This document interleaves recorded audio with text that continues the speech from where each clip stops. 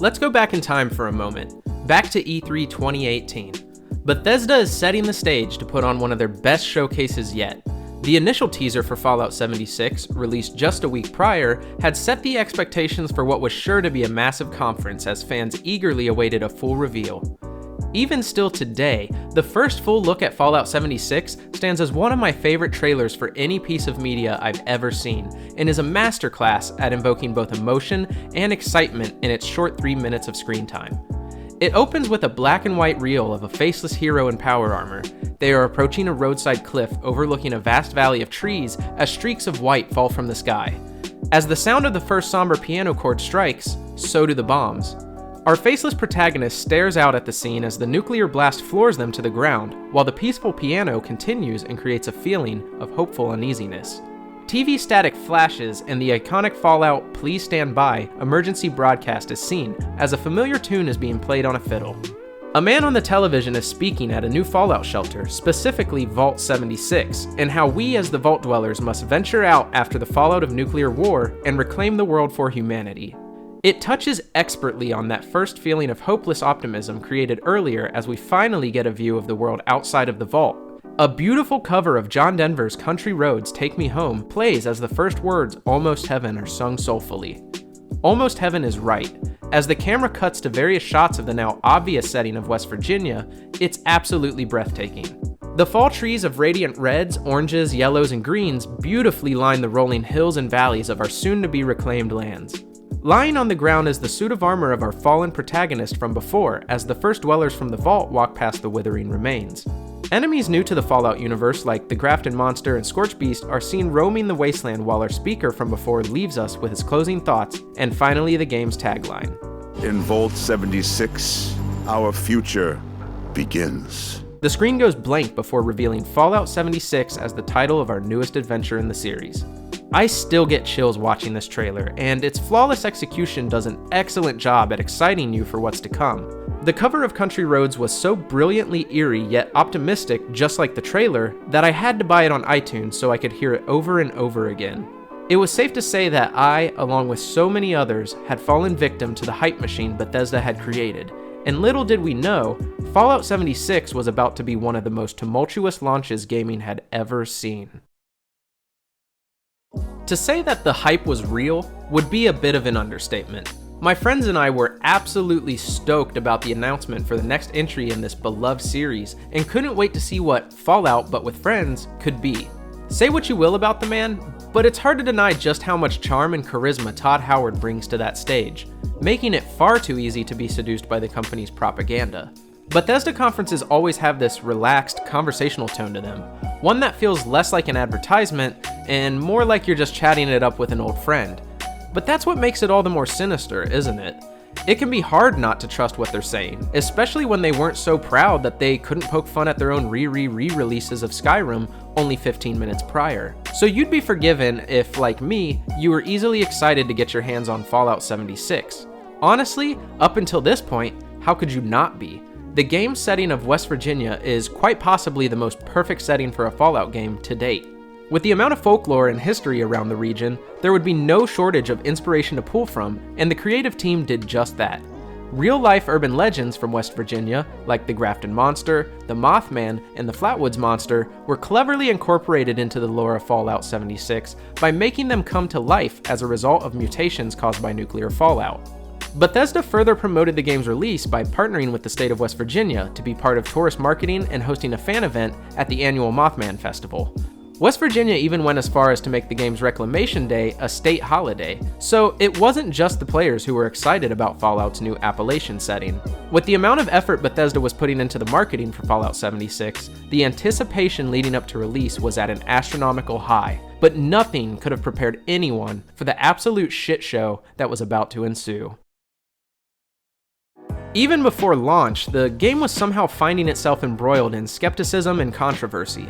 After the conference, many were questioning to what extent Todd had meant when he said every character is a real player. Well, it turns out that Fallout 76 was not only an online-only experience, but it wasn't going to have any NPCs either, meaning all quest and exposition would be done through reading computer terminals and listening to holotapes. Fans were understandably upset by this and questioned how a Fallout game could still have a rich and rewarding story if it didn't have one of the key elements of the series. While this certainly brought a bit of negativity with it, fans were able to set their qualms aside, choosing to wait until release to see how this artistic decision would fare. What they didn't have to wait for release to see, and leading to more contention, was what platforms the game would launch on. The usual Xbox One and PlayStation 4 consoles were listed, but what people were quick to point out was that it didn't specify a launcher for the PC version, and it simply said PC. Up until this point, the Fallout series had always been available on Steam, so players on PC were pretty disappointed to learn that the game would be exclusive to Bethesda's new proprietary launcher. Hoping to leverage a popular monetization tactic, Bethesda decided on the inclusion of microtransactions as a way to support the game's free DLC down the line, a strategy similar to other games from this time like Fortnite and Grand Theft Auto Online. The community was understandably a little mistrustful of this, worrying that these microtransactions would unfavorably affect gameplay balance. But Bethesda boss Pete Hines insisted that they would not be pay to win, nor loot crates, stating, "We have microtransactions in Fallout 76, but they're only cosmetic." Along with the reveal at E3 came the announcement that the studio would be offering a chance for players to experience the game early during a beta period, given that they pre-ordered it. The Break It Early test application, as Bethesda had cheekily named it, would be a good opportunity for the developers to stress test the servers while also being made aware of any bugs and glitches that might have been missed before release. Fallout 76's beta was broken up into multiple 4-hour time slots over the course of a week and would allow not just a glimpse, but the full game, as well as carry over any progression made to the final release after. This might have eased any disdain that had been felt about the game had it gone smoothly, but it went far from it. Users had the opportunity to pre-install the beta before the first time slot. That way no precious time would be wasted downloading the game files during testing hours. But when many of the game's players on PC tried to join the beta, they realized that the unfinished Bethesda.net launcher that had been forced upon them had deleted the entire game from the computer and was proceeding to re-download the entire 50 gigabytes of data. Once players were finally able to play the beta, after Bethesda added more time to make amends for their incompetence, they realized that the state of Fallout 76 was pretty rough. But many chose to hold off judgment until the final release, once again giving Bethesda the benefit of the doubt that they would fix any issues before the game's November 14th launch.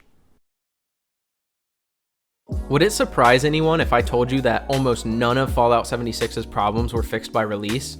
No, of course it wouldn't. Looking back at it in hindsight, I feel kinda foolish for ever believing that any of the issues and bugs present during the beta would have been addressed by launch. A launch, mind you, that followed the beta by not even a month. It was simply not enough time to put together a cohesive patch to address any of the game's glitches, let alone the fundamental issues that also plagued Fallout 76. In reality, it's likely that the full game and Day 1 patch were already finalized before the beta itself had even arrived, especially when you consider that progress made in the beta carries over to the full game. So as it would turn out, when launch day finally rolled around, even if you had pre-installed the 45 gigabyte game, you would still need to download and install the Day 1 patch plus a second patch equaling more than the game itself, totaling to almost 55 gigabytes.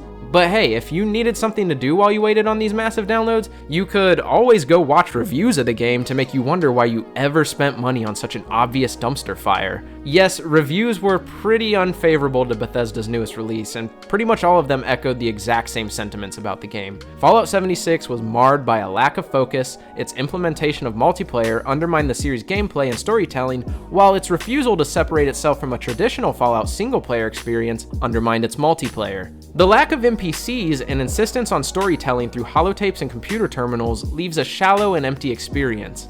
Even though combat has seen little change, it managed to be made worse by the fact that the series' slow-motion targeting assist, VATS, has been reduced to function essentially as auto-aim, due to the game being an always online multiplayer experience. Of course, the reviews all mentioned how much fun it is with friends, but what isn't more fun with friends? Even the game's myriad of bugs are more comical when you can sit around with a group of buddies and have a laugh at them. Oh, did I not mention the bugs? Because there's a ton of them. Assets unloading, falling through the map, enemies floating around T-posing, bugs like the power armor glitch that have been present since Fallout 4, and yet nobody thought to fix any of these for the next game? Developing the game using the aging creation engine was an odd choice, and one that only highlights the bugs further. It's hard to believe they were ever going to get this game to function properly as a multiplayer experience when the whole thing was built on a platform that was designed for single player. Decisions like these make it hard to feel any kind of sympathy when you head over to Metacritic and see the game sitting at a 49 from media outlets and scoring abysmally in the user reviews. To add insult to injury, the game went on sale $20 off at most retailers for Black Friday. If you have a keen eye, then you've probably already spotted that Black Friday was only 9 days after the game's launch. Amazon went as low as $25 off just 2 days later. Understandably furious about the entire situation, many players resorted to requesting refunds, and while a few may have successfully gotten them, the majority of remorseful buyers were shit out of luck. The unanimous sentiment from fans and critiques alike was that for a $60 full release from one of gaming's biggest AAA studios, Fallout 76 was downright insulting and simply unacceptable. And so, that concludes the unfortunate saga of Fallout 76's disaster. Whoa, we're not done yet. Oh no, we still have so much to go over. If you thought that the controversies with Fallout 76 ended with its November 14th release, you'd be sorely mistaken.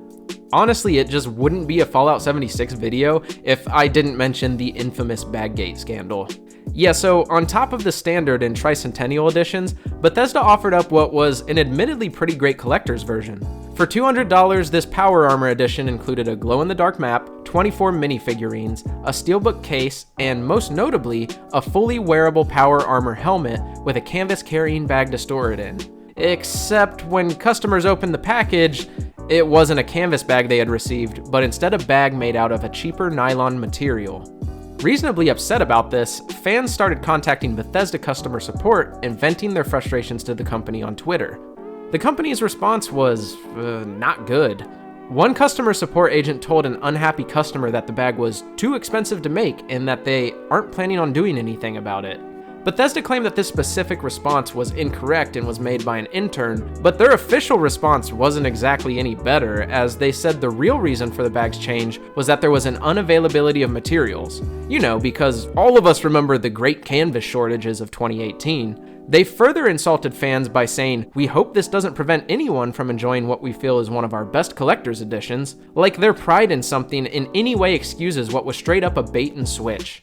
In one of the worst attempts I've ever seen at trying to do damage control, Bethesda offered a measly 500 atoms, equivalent to $5, to anyone who was unhappy with the bag. Atoms being the in-game currency used for Fallout 76's in-game microtransaction storefront, and something that cost them virtually nothing to give to players.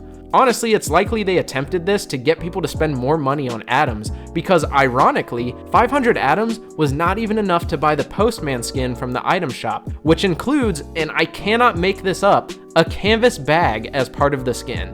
To add even more insult to injury, Twitter users started to uncover that influencers were given Fallout 76 themed full canvas backpacks during the game's promotional events back before release. So much for that canvas shortage, huh? Well, after mounting public ridicule and backlash, Bethesda finally gave in and issued replacement canvas bags, the very ones that were supposed to be included to begin with. All that was required was to submit a ticket to their customer service with proof of purchase. But this wouldn't be Bethesda if they didn't find a way to fumble this too. No, not even Bethesda's websites are free of bugs. Anyone who submitted a ticket requesting the replacement canvas bag was shown every other recent support ticket from other users, which included things like full names, addresses, and type of credit card used. To be fair, they swiftly shut down the servers until they could address and fix the situation, but the damage had been done. And so, after 6 months and every misstep and mistake imaginable, purchasers of the Fallout 76 Power Armor Edition had finally received their canvas bags. The Baggate Scandal wasn't the end of Bethesda's mishaps, however. No, Fallout 76 really was the gift that keeps on giving. There were tons of instances where old bugs that had been previously fixed were being reintroduced with newer patches, or how at one point they accidentally left the developer room accessible, while other fixes just made the game grindier. Some of the sloppy programming even resulted in players getting questionably banned and being asked to write apology letters to get the bans removed. It was all a mess, and at this point, not at all surprising. After the way the fiasco with the canvas bag was handled, it's also not surprising that more products coinciding with Fallout 76's release had issues. One notable item was the Power Armor helmets, a different helmet from the ones in the Collector's Edition, exclusive to GameStop, that had to be recalled for mold. Another was the Nuka Dark Rum that was deceptively marketed to have the signature rocket-shaped bottle, but ended up being a regular rum bottle encased in a plastic housing that resembled the Nuka-Cola shape. You'd think with their quickly dwindling player count and diminishing public image, they would do everything in their power not to piss off the small minority of fans still left playing the game. Yet that's exactly what they did. Microtransactions became quite the contentious subject regarding Fallout 76. It started off with the previously mentioned Atomic Shop, which already had some pretty egregious pricing and even some completely fabricated sale prices. But the tipping point came when Bethesda did the unthinkable. Remember earlier when I quoted that article where Pete Hines claimed that Fallout 76 would only have cosmetic microtransactions? Yeah, he lied. The first instance of these gameplay affecting items was the Unstoppables outfits. While one of these outfits could be unlocked through gameplay, the rest had to be purchased for $8 a piece through the Atomic Shop. For each person wearing a unique costume from the set in your squad, you received an extra 15 HP, making for a total of 60 extra HP. Now, this benefit did only last for 1 week, so it's not like it was the most egregious abuse of the storefront, but as is always true, if you give a company an inch, they will take the whole goddamn Fallout shelter with it. After these outfits, the Atomic Shop saw a slow rollout of gameplay affecting items like the repair kits, collection stations, scrap kits, and refrigerators. These items did things like allow you to repair weapons and gear on the fly without need for a workbench and scrap, or giving you a place to store perishable items for longer at your camp. It wasn't uncommon to see comments defending these items, saying things along the lines of, "It's not pay to win, it's just paying for convenience." But I would argue that circumventing that inconvenience is inherently a competitive advantage over anyone who doesn't pay to do so. The whole situation is a classic example of how publishers intentionally design the systems in their games to be unbearably tedious, so they can then turn around and sell you the solution to the very problem they themselves created. Regardless, without getting too far into the semantics of what constitutes pay to win and what doesn't, the practice was ultimately scummy, and one that broke the cosmetic-only promise they had made leading up to the game's launch. But if complaining about Fallout 76's monetization seemed trivial before, Bethesda was about to make every grievance toward them completely warranted. You know, with how many limited resources are in Fallout 76, it's rather impressive that Bethesda kept managing to find enough ammo to shoot themselves in the foot over and over again. You'd think they would eventually learn, but as we've seen more than enough times, they don't. But nothing so far even holds a candle to how downright insulting and absolutely tone-deaf their next move was. On October 23rd, 2019, less than a year after release, Bethesda announced Fallout First. What is Fallout First, you might ask? Well, Fallout First is a subscription service for Fallout 76 that grants the purchaser private servers, unlimited storage, a survival tent, atoms for the Atomic Shop, a ranger outfit, and icons and emotes. And Bethesda is generously offering you this service for the very low price of either $12.99 a month or $100 a year. Yes, for a still unfinished, woefully compromised, morally bankrupt, overpriced $60 AAA title, you can pay an additional $100 for features that really should have been in the game from the start. Already backpedaling on their cosmetic-only microtransactions promise, Bethesda proceeded to take its own community's suggestions for basic game improvements and then lock them behind a paywall. At least this time when Fallout first launched, they had the decency to make sure that it all worked. No, who am I kidding? It didn't. One of the main reasons anyone still left playing this poor excuse of a game would purchase this is for private servers. Except, those private servers were not so private. Yeah, it turns out that when you create one, anyone on your friends list can just join you as they please, without an invite. It seems that Bethesda forgot the whole point of these was to be, well, private. If that wasn't enough though, the other main reason you might get this service, the unlimited storage, just so happened to have a glitch that deleted anything users put in it. I seriously cannot wrap my head around the sheer incompetence that was on display here, and it seems fans felt the same way. In typical Bethesda fashion, they overlooked securing website domains for their new service, and so when one fan noticed that FalloutFirst.com was up for grabs, they wasted no time jumping on the opportunity. Unfortunately, today the website is no longer up, but at the time you could go here and see a parody of the marketing used for Fallout First that resulted in one of the funniest shitposts I've ever seen.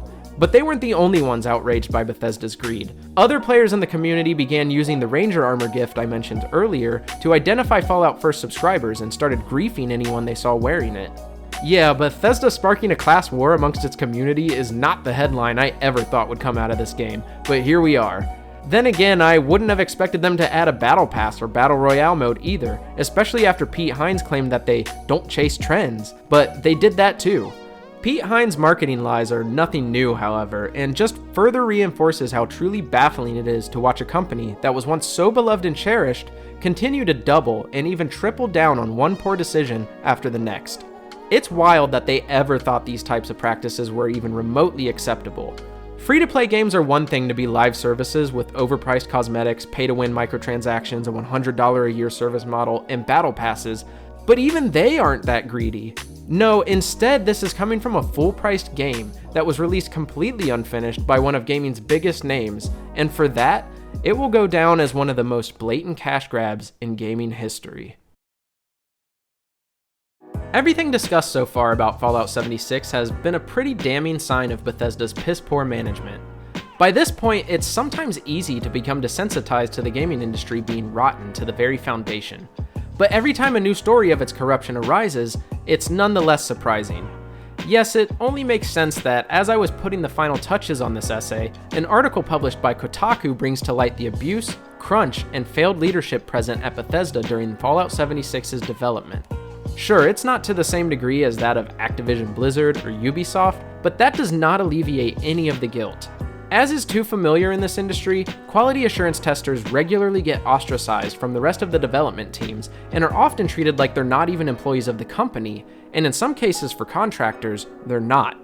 Bethesda's treatment of QA teams is no different here. Many of the people Kotaku spoke to from Fallout 76's QA department were forced into long shifts and work weeks of upwards of 60 hours. These testers noted that they would be called in for mandatory overtime, yet when they arrived and started testing, they wouldn't even have the most recent build of the game. It wouldn't matter if they did though, as many of the QA testers weren't allowed to speak directly to developers about any bugs, glitches, or imbalances they found, and instead had to send complaints up a chain of command, which could take days and sometimes weeks to resolve. If all of this wasn't telling enough about Fallout 76's troubled development, struggles throughout the many teams at Bethesda were just as present. Many senior developers who worked on some of the studio's most successful works, like Fallout 3 and Skyrim, lamented being put on a multiplayer live service project when the reason they joined the company was to make quality single-player experiences. Todd Howard also decided to pull people from many of the different studios throughout the company, which only led to resentment between the developers as multiplayer-focused teams clashed with the ideas and goals of the single-player-focused teams. One thing they all agreed on, however, was that Fallout 76 should have never shipped without one of the cornerstones of the series, and that is NPCs. The hard-headed management was stuck in their ways and wouldn't budge on the issue, and as many of the people Kotaku spoke with noted, Bethesda liked to run itself like a small indie developer, even though it's a massive AAA studio. Knowing what we know now, it's easy to see how such a massive project like Fallout 76 could spiral out of control. It's a shame it had to come at the cost of so many developers, but hopefully Bethesda can take a long, hard look at itself and come out of this a better company, one that manages better and treats its employees with the respect they deserve. Talk about throwing away years and years of customer goodwill out the window overnight. Fallout 76's legacy is one that surely won't be forgotten anytime soon. It really makes you wonder how the fates of upcoming games like Starfield and The Elder Scrolls 6 will be shaped by the mismanagement and shortcomings Bethesda displayed here. The game did eventually receive NPCs in the huge Wastelanders update, but even playing it to get footage for this video, it's clear that it's a shell of the game it should be. Last year, Bethesda was purchased by Microsoft, leading to Todd Howard himself saying that the acquisition could help prevent another Fallout 76, and for the sake of the employees and contractors, I really do hope so. Personally, I still feel a lot of resentment towards the company anytime I think about this game, but it's good to see positive changes being made at Bethesda, and hopefully they hold true. But what is sad about the whole ordeal is that the brilliant artistic direction of choosing West Virginia for Fallout 76 could have led to what would have been some of the series' most interesting locations, enemies, and lore that will unfortunately be forever overshadowed by a company blinded by greed. Now sure, I could make some grand statement about how this is a prime example of why you should never pre-order a game, why you should wait for reviews before purchasing something, why it's important to be skeptical of any publisher these days, but frankly, sometimes it's just fun to look back at something as polarizing and hilariously disastrous as Fallout 76, and just enjoy the absolute train wreck it left in its wake. It may not have been the end of Bethesda Game Studios or the Fallout franchise, but it most certainly did damage to a beloved studio that will now have to fight harder than ever to gain back the trust of the passionate fan base it so quickly betrayed.